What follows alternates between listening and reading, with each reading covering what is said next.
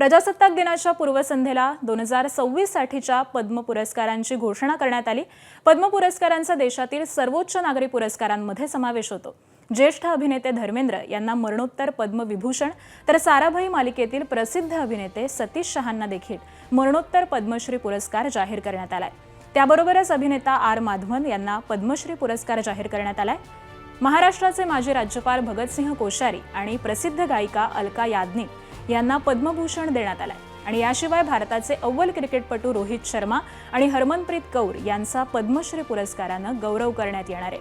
क्रीडा, कला या विश्वासह सामाजिक कार्यात देखील मोठ्या प्रमाणावरती योगदान देणाऱ्यांचा पद्म पुरस्काराने सन्मान करण्यात आलाय।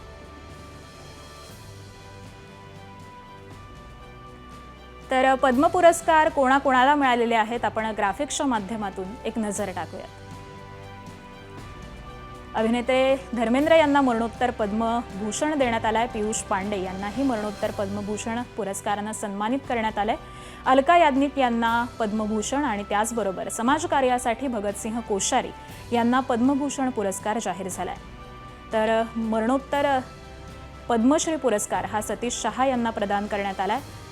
क्रिकेटर रोहित शर्माला पद्मश्री, त्याबरोबरच हरमनप्रीत कौरला देखील पद्मश्री पुरस्कार, त्याबरोबरच लोकनाट्यामधील रघुवीर खेडकर यांना देखील पद्मश्री पुरस्काराने सन्मानित करण्यात येणार आहे। तारपावादक भिकल्या धिंडा यांना देखील पद्मश्री पुरस्कार जाहीर झालाय आणि कृषी क्षेत्रातील आपल्या योगदानाबद्दल डॉक्टर श्रीरंग लाड यांनाही पद्मश्री पुरस्कार मिळालाय।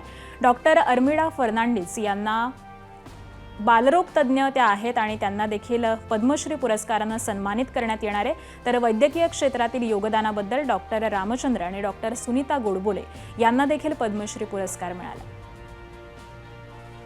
उद्योजक अशोक खाडे यांना पद्मश्री, त्याबरोबरच सामाजिक कार्यकर्ते जनार्दन बोधे यांनाही पद्मश्री पुरस्काराने सन्मानित करण्यात आले आणि जुझेर वाझी यांना विज्ञान क्षेत्रातील आपल्या योगदानाबद्दल पद्मश्री पुरस्काराने गौरवण्यात येणार आहे।